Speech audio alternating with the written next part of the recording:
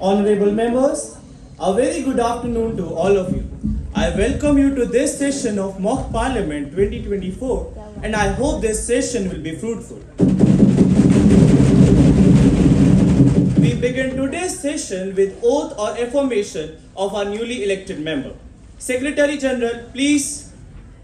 Ms. Divyani Pawar, who stands elected from the constituency of Vijaypura of Karnataka state, will now take an oath or affirmation. Ms. Divyani Pawar, please. Ms. Divyani Pawar, do you want to take an oath or affirmation? ನಾನು ವಹಿಸಲುದ್ದೇನೆ ಮತ್ತು ನಾನು ವಹಿಸಲಿರುವ ಹುದ್ದೆಯ ಕರ್ತವ್ಯಗಳನ್ನು ನಿರ್ವಹಿಸುತ್ತೇನೆ.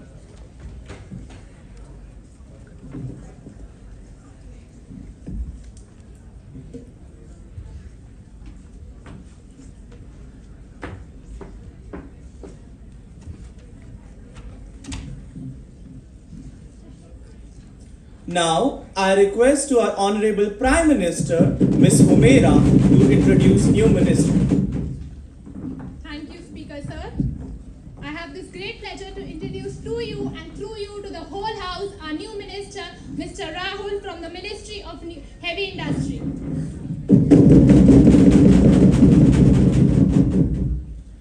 Now, we begin with the question hour.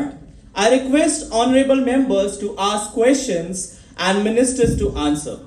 Before we further proceed, I request you all please maintain the order and decorum of the House and please do not use any unparliamentary words.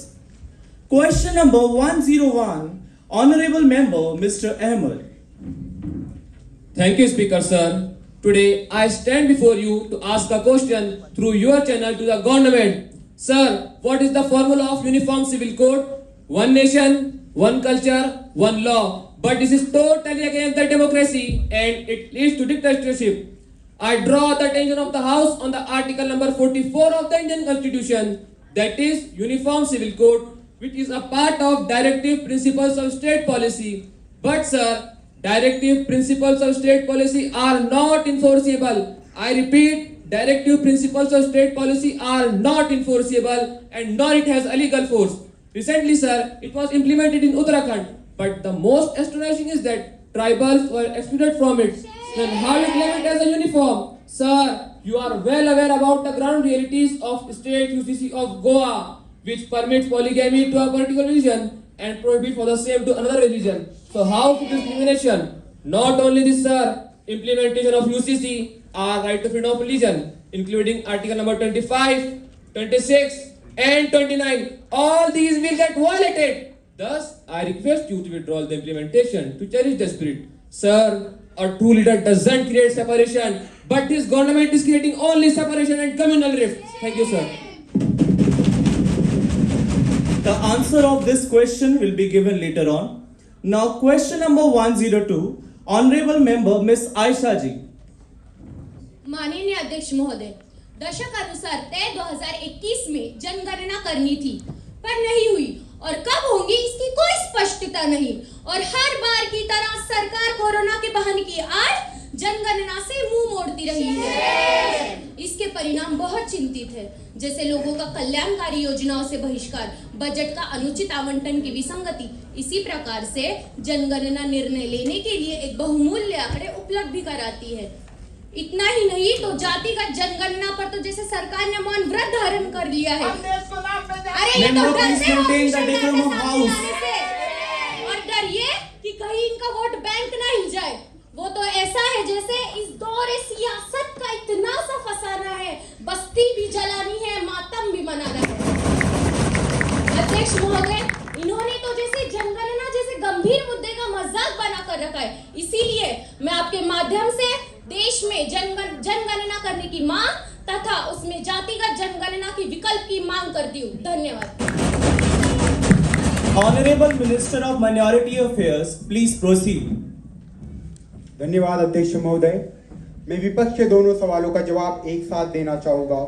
समता सर्वभूतेषु एताद मुक्तस्य लक्षणम, सभी प्राणियों में समानता, यही सच्ची आजादी है। That is the formula of UCC. महोदय, भारत के हर नागरिक को यूसीसी द्वारा आर्थिक, राजनीतिक एवं सामाजिक समानता देने का काम हमारी सरकार कर रही है। अध्यक्ष महोदय, सांसद जी ने अभी संविधान की दुहाई दी। क्या विपक्ष की नजरें इतनी कमजोर हो गई है कि उन्हें अनुच्छेद 14 और 15 दिखाई ही नहीं दिया, जिसके अंतर्गत भारत के हर नागरिक को जाति, धर्म एवं लिंग के आधार पर समानता का अधिकार दिया गया है। अध्यक्ष महोदय, विपक्ष ने उत्तराखंड के यूसीसी परिपालन पर भी काफी टिप्पणियां की। अगर विपक्ष जुमलेबाजी छोड़कर अगर यूसीसी का मसूदा पढ़ता तो आपको पता चलता कि शादी, तलाक, गुजारी भत्ता एवं उत्तराधिकार जैसे जरूरी विषयों पर यूसीसी के अंतर्गत काम किया गया है, जिसे महिला सशक्तिकरण को बढ़ावा मिल रहा है।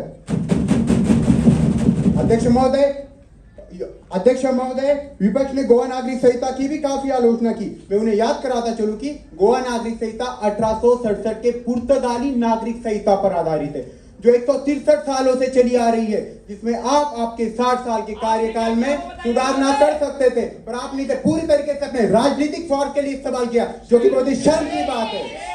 अध्यक्ष महोदय, मैं सांसद जी को बताना चाहता हूं कि 2020 में भारत जनगणना के पहले चरण की तैयारी कर रहा था, लेकिन कोरोना महामारी के कारण 2020 के जनगणना को 2021 तक स्थगित करना पड़ा और फिर आम चुनाव के कारण इसे 2024 तक स्थगित करना पड़ा। महोदय, Members, please be silent. महोदय, विपक्ष भारत की जनता को जाति और धर्म के नाम पे बांटने का काम कर रही है। हम सबका साथ, सबका विकास चाहते हैं। हमारे देश की नारी शक्ति, युवा शक्ति, किसान भाई और गरीब परिवार बहुत अहम है, जिनकी सेवा के लिए हम हमेशा से तत्पर हैं। धन्यवाद अध्यक्ष महोदय। Question number 103, Honorable Member Mr. Parvez. Thank you, Honorable Speaker, sir. Our culture is a Vasudhaiva Kutumbakam, but some of our family member having an issue and it is internationally declared. I would like to bring the notice of a government a protest led by the wrestlers. The government team is a more interested to protecting the accused member of the parliament rather than give justice to the victim. Second, there is the commitment of the ruling party on gender justice is very selective and dictated by the electoral consideration. Seen in this context, the silence of the Prime Minister over this issue. Please address the chair. 16 out of 13 National Court Federation has not established the internal complaint committee और मुझे बड़े दुख के साथ कहना पड़ रहा है sir, 805 complaints are reported by the furniture written assurance they are not billing on us, sir. They want written assurance that there would be no discriminatory measures taken against the protesting wrestlers. I request the government to take a quick decision so that we could continue to thrive and represent the Indian sport identity in world. Thank you, sir. Honorable Minister of Sports, please.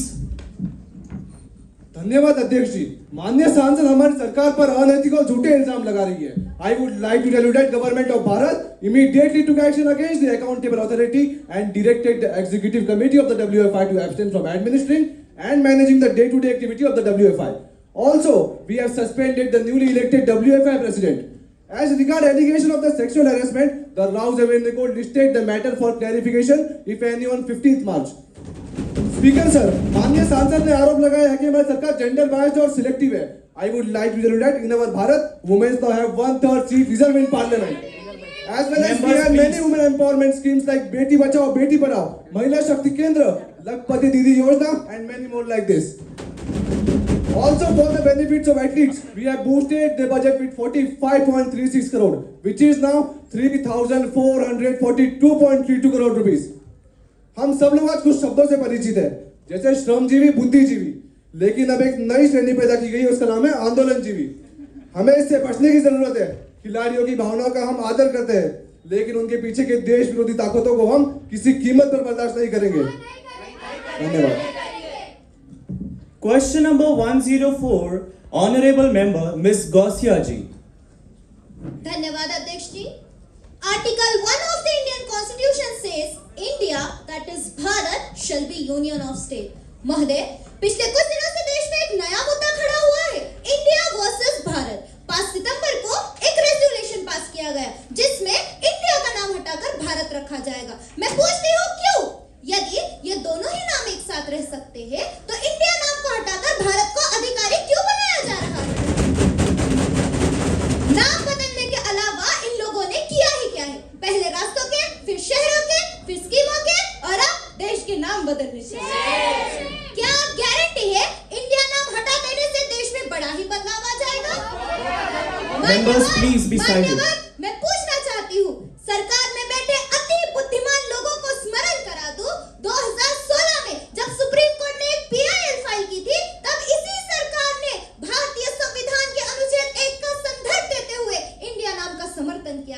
और आज खुद ही उसे बदलने पर तुले हैं। मान्यवर, अगर इंडिया इस शब्द से इन्हें इतनी ही आपत्ति है तो इन्होंने अपनी सरकारी स्कीमों के नाम इंडिया पर क्यों रखे? महोदय, मैं आपको याद दिला दूं, इंडिया का मतलब है किसानों की समृद्धि, इंडिया का मतलब है युवाओं का रोजगार, इंडिया का मतलब है महिलाओं का अधिकार, इंडिया का मतलब है मजदूरों की ताकत, इंडिया का मतलब है जन जन की हिस्सेदारी, इंडिया मोहब्बत का अल्फाज है, इंडिया गरीबों की आवाज है। धन्यवाद। The answer will be given in Prime Minister's address. Now question number 105, Honorable Member Ms. Amina ji. धन्यवाद अध्यक्ष जी। हमारे देश की नाकाम फॉरेन पॉलिसी का क्या जवाब है आपके पास? इस सरकार ने हमारे सभी पड़ोसी देशों के साथ विवाद कर रखा है। गलवान हिंसा का कारण रही लाइन ऑफ एक्चुअल कंट्रोल, जहां चाइना मॉडल विलेजेस के नाम पर कब्जा जमाए रखा है, तो इस पर यह सरकार काउंटर करेगी, वहां की वॉर इनॉग्रेशन सेरेमनी में जाएगी। और अध्यक्ष जी, आज एक अहम मुद्दा इंडिया और मालदीव की स्ट्रेटेजिक अलायंस और मिलिट्री कोऑपरेशन का है। 2008 में हमारी सरकार ने नेबरहुड फर्स्ट फॉरेन पॉलिसी बनाई थी, जिसमें सभी पड़ोसी देशों के साथ रिश्ते मजबूत किए थे। मगर इस सरकार ने हमारी मिलिट्री को वहां की आंतरिक राजनीति में उलझा कर रख दिया है। इंडिया आउट के कैंपेन चल रहे हैं वहां पर। इसका क्या जवाब है इस सरकार के पास? Honorable Minister of External Affairs, please.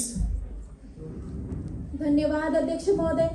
वर्तमान में भारत पर कोई आंख उठाकर भी देखे तो हम मुंह तोड़ जवाब देने की हिम्मत रखते हैं। अब रही बात इंडिया चाइना के बॉर्डर की, तो मुल्कों की फौज कैंप पर तैनात की जाती है, ना कि लाइन ऑफ एक्चुअल कंट्रोल पर। अब बात अरुणाचल प्रदेश की, तो 1950 से ही चीन ने भारत की जमीनों पर कब्जा कर रखा है, जहां मॉडल विलेज बने हैं, और यह बात खुद संसदीय रिकॉर्ड से पता चली है। चीन ने बड़ी संख्या में सेना तैनात कर समझौतों का उल्लंघन किया, जिस कारणवश 2020 में हमें भी फॉरवर्ड डिप्लॉयमेंट से सैनिकों को सीमा के निकट तैनात करना पड़ा। सैनिकों का आमना सामना हिंसक रूप ले सकता है, और हम गलवान की तरह हिंसा नहीं चाहते। अब बात है मालदीव की, वो तो खुद कर्ज में डूबा हुआ है। वहां के राष्ट्रपति जी चीन से लौटने पर चीन की ही चालें चल रहे हैं। पहले तो बड़बोले बयान और फिर भारतीय सेना को बाहर निकालना, जबकि वो तो उन्हीं की सेना को ट्रेनिंग देने के लिए गई थी।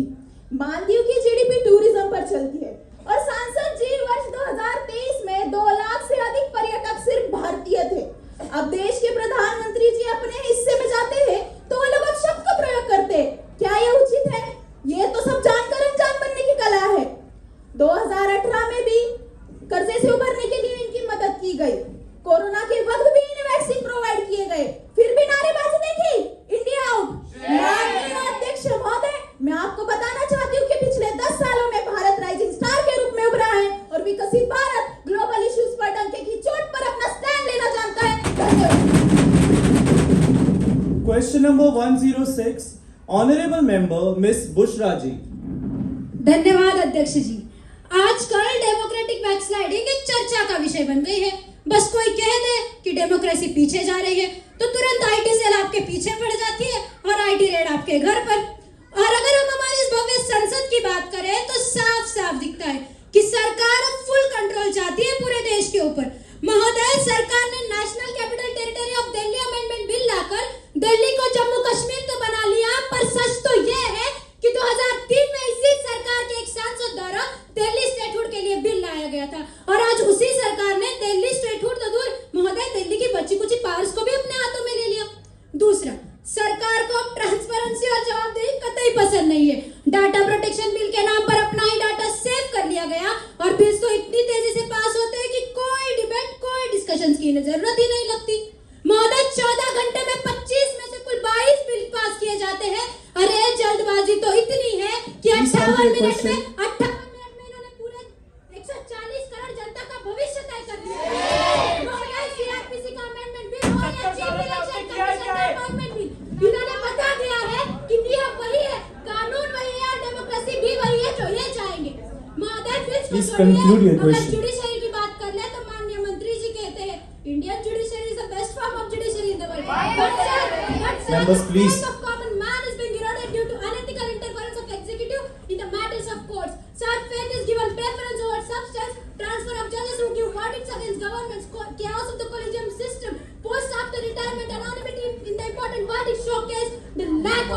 Transparency and independence of our judiciary. महोदय, ईडी से लेकर इलेक्शन कमीशन तक सरकार सब पर अपना control.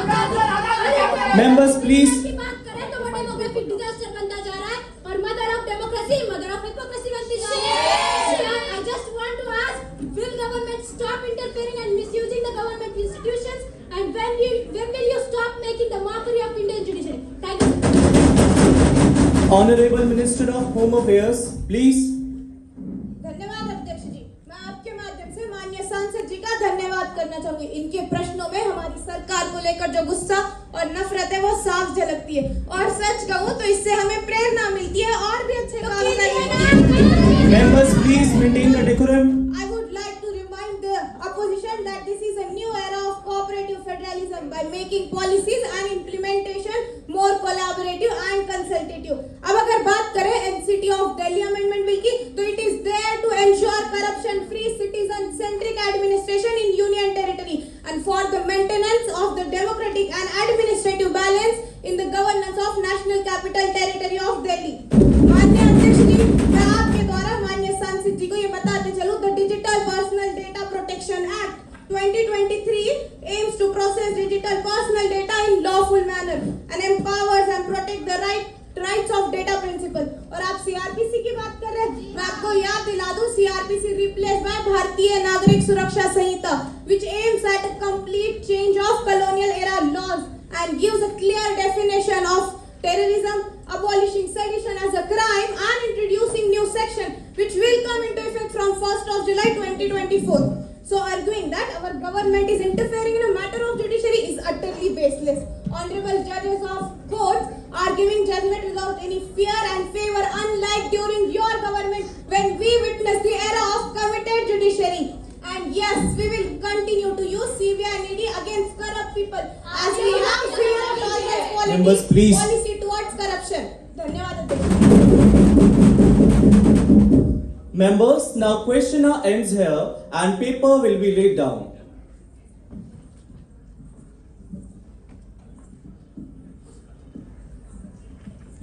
I request Secretary General to report message from upper house of the mock parliament. Sir, I have to report the following message received from the Secretary of Upper House of Mock Parliament is that the bill CRPC Code of Criminal Procedure 2023, which the government passed in the last session, has been ratified and ready to be sent for President's approval. Now let us take up calling attention motion. I request Honorable Member Ms. Saiba ji to proceed. धन्यवाद अध्यक्ष जी। आज हम जानते हैं किसान एक बार फिर से आंदोलन करने पर उतर आए क्योंकि सरकार उनकी मांगे सुनने के लिए तैयार नहीं है, जैसे कि एमएसपी को कानूनी गारंटी घोषित करना। दूसरा, एमएस स्वामीनाथन समिति ने एमएसपी पर औसत लागत से 50% ज्यादा रखने की सिफारिश की थी। एमएसपी सिर्फ सीमित फसलों तक लागू किया गया है, जिसकी वजह से सिर्फ 6% किसानों को इसका मूल्य लाभ मिलता है।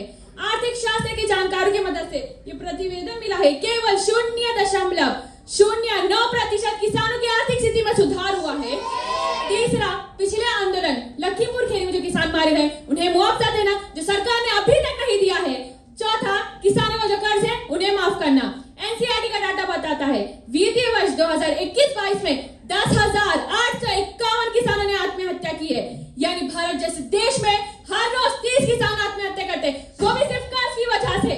अध्यक्ष जी, हमें बताते हुए बड़ी शर्मिंदगी हो रही है, जो सरकार किसानों के लाभ के लिए नई नई योजनाएं निकालती है, वही सरकार उन योजनाओं में खुद का लाभ ढूंढती है। आखिर जनता के रक्षक, जनता के भक्षक क्यों बन रहे हैं? Minister of Agriculture, please. माननीय अध्यक्ष महोदय, मैं इनके प्रश्न का उत्तर मराठी में देना चाहूंगी। Yes. धन्यवाद। माननीय अध्यक्ष महोदय, आम्ही समजू शकतो की शेतकऱ्याची किमान आधारभूत किमतीवर हमी भावाची मागणी मोलाची आहे, पण आमचा दृष्टिकोन थोडा वेगळा आहे। आमचा असा विश्वास आहे की आमच्या योजनांमध्ये आम्ही शेतकरीच्या गरजा संरक्षित केल्या पाहिजे आणि त्यासाठी आम्ही काही महत्त्वाची पावले देखील उचललेली आहेत। त्यामध्ये आम्ही प्रधानमंत्री पीक विमा योजना, प्रधानमंत्री मानधन योजना, प्रधानमंत्री शेतकरी योजना आणि शेतकरी पायाभूत सुविधा इत्यादी अनेक योजना आणली होती आणि सर्व योजना यशस्वी झाल्या आहेत व अनेक शेतकऱ्यांना यांचा फायदा देखील झालेला आहे। आमचा उद्देश शेतकऱ्यांच्या प्रगतीसाठी आणि कल्याणासाठी काम करणे आहे। आहे, कारण अध्यक्ष महोदय, दिवसभर शेतात राबणारा तोच खरा राजा, दिवसभर शेतात राबणारा तोच खरा राजा, शेतात सोने पिकवणारा तो शेतकरी माझा, शेतात सोने पिकवणारा तो शेतकरी माझा. आणि राहिला प्रश्न किमान आधारभूत किमतीचा, तर या विषयावर आम्ही बैठक घेतली होती, चर्चा केली होती. Viewers, please maintain the decorum. आम्ही काही प्रस्ताव देखील ठरवल्या होत्या, जी शेतकऱ्यासमोर आम्ही लवकर मांडू. आमची आशा आहे की शेतकरी ते प्रस्ताव स्वीकारतील व त्यांचे आंदोलन थांबवतील. धन्यवाद. Any supplementary question? Yes, Miss Samreen, please. अध्यक्ष महोदय, देश में एक बार फिर किसानों ने राजधानी दिल्ली में अपना प्रदर्शन करने का ऐलान कर दिया है और 800 से ज्यादा किसानों ने अपना बलिदान दिया है. पिछले किसान आंदोलन में जो किसानों की 13 मांगे थी वो अब भी बरकरार है, मगर उनमें से 2 चीजों पर किसान कानूनी गारंटी चाहते हैं. पहला तो एमएसपी और दूसरा किसानों की कर्ज माफी. किसानों का कर्ज माफ कर दिया जाए ताकि उनका जो बचा कुचा दम है वो भी वो आसानी से तोड़ सके. मगर किसानों को अपना ये हक नहीं मिलने के बाद जब वो प्रोटेस्ट करने लगे, राजधानी दिल्ली की ओर बढ़ने लगे, तो वहां पर भी सरकार ने पुलिस फोर्स तैनात कर दी. अरे अगर इतनी ही सिक्योरिटी लगानी थी तो बॉर्डर गलवान पर लगाते थे ना. आज चीनी जो घुस के हमारे जमीन पर बैठे हुए वो नहीं बैठते, हमारी जमीन हमारे कब्जे में होती.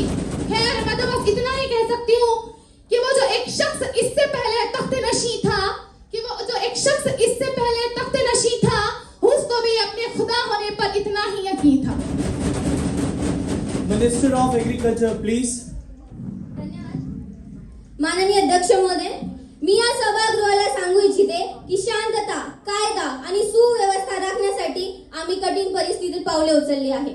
ही आपली जबाबदारी मानून शंभू सीमेवरील शेतकऱ्यांच्या आंदोलनावर नियंत्रण ठेवण्यासाठी आम्ही कडक पावले उचललेली आहे.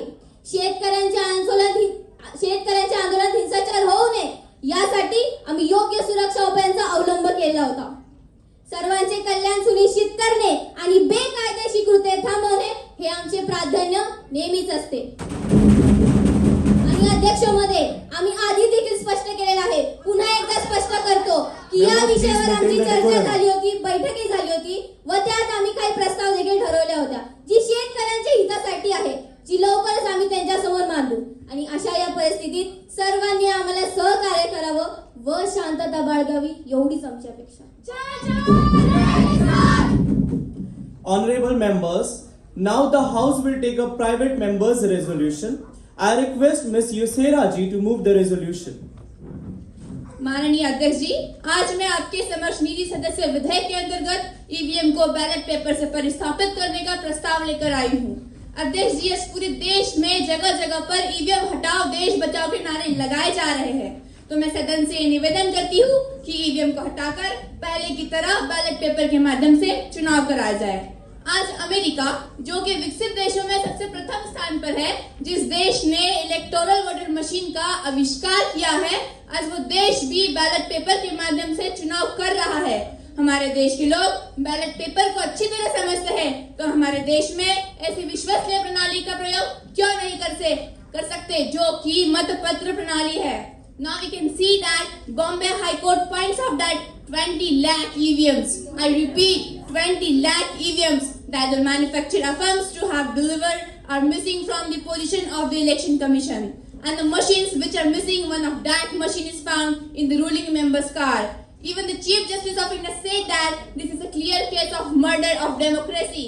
अध्यक्ष जी, हमें ज्यादा दूर तक दृष्टि डालने की जरूरत नहीं है, क्योंकि अपने ही यहाँ 3 अनजान व्यक्ति महाराष्ट्र के तहसील कार्यालय में घुसकर इलेक्ट्रॉनिक वोटिंग मशीन की नियंत्रण इकाई को चुराकर भाग गए.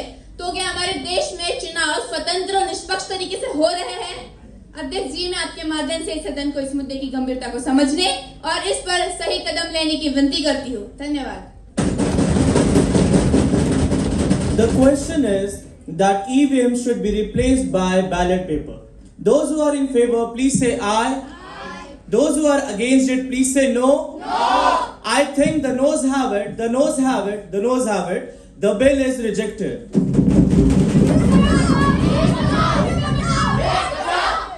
Members, please maintain the decorum of House.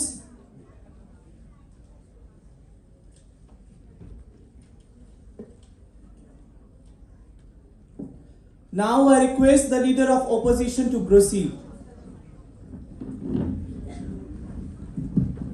मैं सदन में एक सलाह देना चाहूंगी। माननीय अध्यक्ष जी, मैं सदन में एक सलाह देना चाहूंगी कि अगर आप संसद की तरफ से गुजर रहे हो तो रास्ता बदल लीजिए, क्या पता सस्पेंड हो जाए।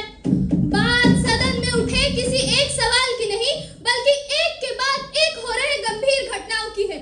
नए कानून बनाकर इलेक्टेड सरकारों से पावर छीनना, मीडिया से ओपोजिशन की आवाज को खत्म करना, इन्वेस्टिगेशन एजेंसीज का वेपनाइजेशन, जनता से प्रोटेस्ट करने का अधिकार छीनना, और अगर कोई प्रोटेस्ट करे भी तो उस पर टीयर गैस और रबर बुलेट से उसका स्वागत करना।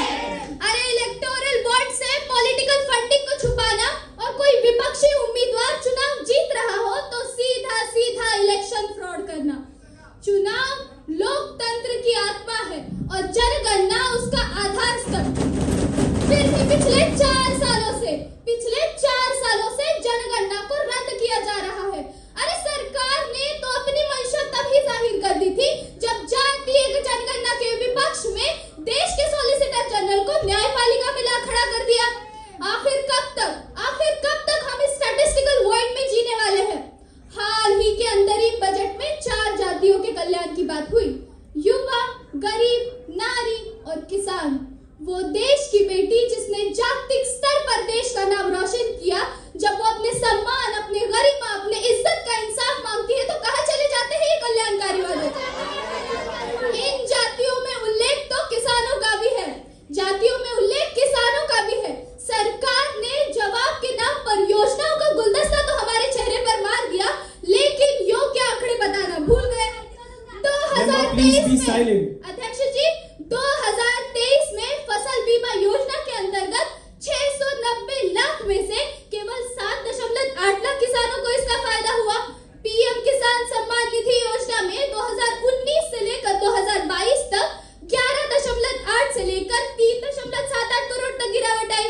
इतना ही नहीं तो मिनिस्ट्री ऑफ एग्रीकल्चर के कुल बजट को ही जीडीपी में कम प्रतिशत दिया गया। हम नीतियां बनाते हैं, योजनाएं। Member, please settle down. पिछले कुछ दिनों से किसानों की मांगों को, एमएसपी के मुद्दों को ये सरकार बेरहमी से कुचल रही है, और ये महाशय डंके की चोट पर स्टैंड लेने की बात करते हैं।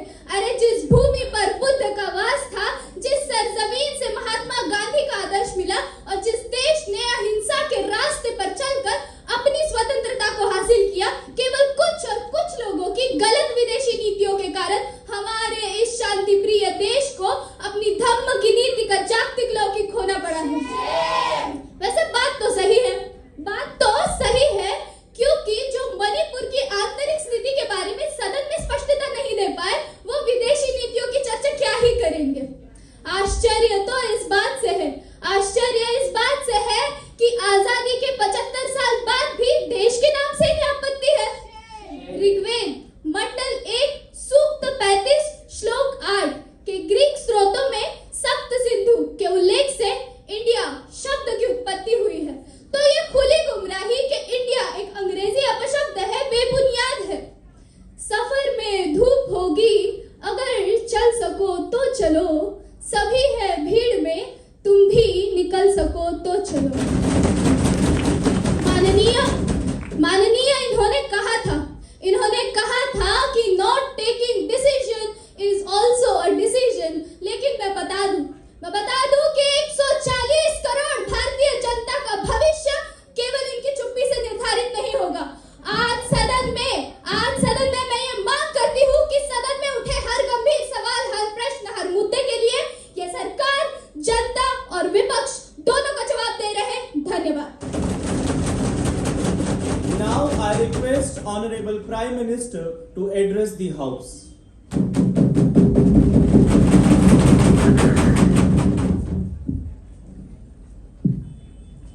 धन्यवाद अध्यक्ष जी। आज संसद में कई विषयों पर एक सार्थक चर्चा देखने को मिली।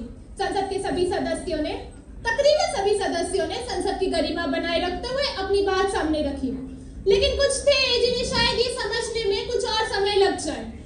संसद में जो मुद्दों पे बात हुई है, मैं उनको एक एक कर एड्रेस करना चाहूंगी। अध्यक्ष जी, विष्णु पुराण में कहा गया है कि समुद्र के उत्तर में और हिमालय के दक्षिण में जो देश है उसे कहते हैं भारत, तथा उनके संतानों को भारतीय कहते हैं। भारत हमारे सांस्कृतिक पृष्ठभूमि का एक परिचय है। भारत एक प्राणवान, ऊर्जावान शब्द है। भारत में एक अलग प्रकार की सुगंध है। भारत में एक तेज है। भारत में एक तप है। भारत में एक त्याग है। भारत में एक तर्क है और भारत एक पूर्ण समाधान है। इसके आगे मुझे तो कोई दो राहें नजर नहीं आती कि ये इंडिया है या भारत। अब आगे से सवाल तो ये भी आया है कि हमारे पिछले सालों में हमने किया ही क्या है। तो हम ये Member, please be silent. कि हमारा पहला कार्यकाल तो इनके बनाए हुए गड्ढों को भरने में चला गया। हमारे दूसरे कार्यकाल में हमने नए भारत की नींव रखी और अभी हमारे तीसरे कार्यकाल में हम विकसित भारत का वादा करते हैं। आज हम इस विश्वास के साथ इस पवित्र सदन में खड़े हुए हैं और हम इस बात की गारंटी देते हैं कि हमारे तीसरे कार्यकाल में हम भारत को दुनिया की तीसरी सबसे बड़ी आर्थिक शक्ति बनाकर रहेंगे। अध्यक्ष जी, ये तो भारत के 11वें स्थान पर गर्व कर रहे थे, लेकिन हमने आज भारत को Please maintain the decorum of house. खड़ा कर दिया है। हमने गरीबों के लिए 4 करोड़ घर बनाए, शहरी गरीबों के लिए 80 लाख मकान बनाए। हमने सशस्त्र दल से लेकर संसद तक नारी शक्ति का सम्मान किया है। हमने 17 करोड़ से ज्यादा गैस सिलेंडर्स की कनेक्शन लगा कर दी है। और हमने क्या क्या किया है, अगर ये बताने बैठ जाओ तो सवेरा यहीं पर हो जाएगा। लेकिन इनकी सरकार थी तो देश आज भी काले धुएं में होता। देखिए, मैं मानती हूँ कि ये समय किसी को दोष देने का नहीं है। ये समय है एक दूसरे के महत्व को समझने का और हमारे अन्नदाता, हमारे किसान भाइयों की जरूरतों का सम्मान करने का। लेकिन विरोधी दल पत्ती ताकते और कुछ देश विद्रोही तत्व किसानों को उकसाने का काम कर रहे हैं। हमने अरे बहुत सुन ले आप लोगों की जुमलेबाजी। अब बस भी करिए, अब बस भी करिए। इस आंदोलन से किसानों के बारे में बोलते हुए उन्हें शर्म आनी चाहिए। सुनिए, किसानों के बारे में बोलते हुए उन्हें शर्म आनी चाहिए। चाइना और इंडिया पाकिस्तान बॉर्डर में इतना सिक्योरिटी नहीं है जितना उन्होंने अपने देश के किसानों का आवाज को दबाने के लिए लगा रखा है। मुझे तो सोच कर भी शर्म आती है, ये अपने ही देश के किसानों के खिलाफ किस हद तक गिर सकती है। स्पीकर सर, मणिपुर चलता रहा तब कहा गया था उनका ये झूठा वादा, बेटी बचाओ बेटी पढ़ाओ। स्पीकर सर, बेटी पढ़ाना और बचाना तो दूर की बात, उन्होंने अपने बेटियों के लिए एक लफ्ज नहीं निकाला। जब पूरा दुनिया के सामने देश की बेटियों की इज्जत नीलाम होता रहा, मैं फाड़ता हूँ इनका ये भी अपने ही देश की बेटियों को बचाने ही बात है। मैं फाड़ता हूँ इनका ये भी जो अपने ही देश की आन बान शान हमारे किसानों को आत्महत्या करने पर मजबूर कर देती है। मुझे तो इनकी कुर्सियों में से मुझे उन किसान भाइयों की उनकी बू आती है जिन्होंने उनकी वजह से आत्महत्या कर लिया है। मुझे इनकी कुर्सियों से मणिपुर की बेटियों की चीख पुकार सुनाई देती है। शर्म आनी चाहिए। मेरी रूह कांपता है, मेरा दिल रोता है, मेरा रूह कांपता है, मेरा दिल रोता है। मणिपुर की बेटियों के लिए शर्म आनी चाहिए, मेरे किसान भाइयों के लिए उन्हें शर्म आनी चाहिए। शेर बोली हूँ, शेर बोली हूँ, शेर बोली हूँ। Inamul Hussain ji, you have disrupted the proceeding of the House. Now I will take strict action against you. I request Minister of Parliamentary Affairs to pass the motion for the suspension of the member. Speaker sir, I strongly condemn such a behavior. ये संसद का अपमान है। अगर ये बर्ताव continue हो रहा है तो ये मेंबर्स अपोजिशन बनकर भी संसद में बैठने के लायक नहीं है। Members, please maintain the decorum. इस बर्ताव की और पूरा संसद आलोचना करता है और सख्त शब्दों में इनकी निंदा करता है। रूल 374A के अनुसार ये रिजोल्यूशन मूव करती हूँ। मिस्टर इनाम हुसैन जी ने जो दुर्व्यवहार किया है, वेल में आकर कागज फाड़कर आसन के ऊपर फेंका है, उन्हें संसद के बचे हुए सत्र में निलंबित की मांग करती हूँ। अध्यक्ष जी, मैं आपसे निवेदन करती हूँ कि ऐसे मेंबर्स पर सख्त से सख्त कार्रवाई की जाए। The resolution says, according to rule number 374A of procedure and conduct of business of the House, on the serious note of the ignoble and the misconduct of Mr. Inamul Hussain, who have done misconduct in the House and has been continuously shouting slogans and disrespected the authority of the chair. Mr. Inamul Hussain is suspended from his membership of the House till the next session. Those who are in favor, please say aye. Aye. I repeat, those who are in favor, please say aye. Aye. I think the ayes have it, the ayes have it, the ayes have it. The motion is adopted. Mr. Inamul Hussain is suspended from the remaining part of the session. देश को बांटना, Please, देश को लूटना, House, देश को जलाना, देश को बेचना, फैसिज्म, फैसिज्म, प्राइम मिनिस्टर, माननीय सदस्य, home minister, EBN, EBN, prime minister, home minister, माननीय सदस्य, देश को बेचना, देश को बांटना, देश को बेचना, देश को जलाना, माननीय सदस्यों, शांत हो जाइए, सदन की गरिमा को बनाए रखिए। माननीय सदस्यों, सदन की गरिमा को बनाए रखिए। इस देश के लोगों ने आपको चुना है, इस देश की जनता आपको देख रही है, इस देश के लोगों ने आपको इसीलिए चुना है ताकि आप उनके लिए काम कर सके। लेकिन मुझे बहुत दुख से ये कहना पड़ रहा है माननीय सदस्यों, आप न केवल सदन को बाधित कर रहे हैं परंतु देश के विकास को भी बाधित कर रहे हैं। सदन में नारेबाजी करना सदन के प्रति बहुत बड़ा अपमान है और मैं इसकी कड़ी निंदा करता हूं।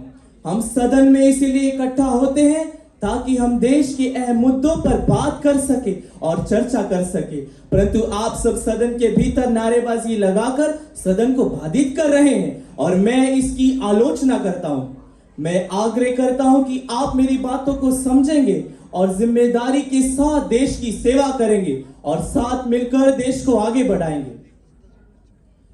Honorable members, the House is adjourned to meet at 11 a.m. tomorrow. इंकलाब! आबेदा इनाम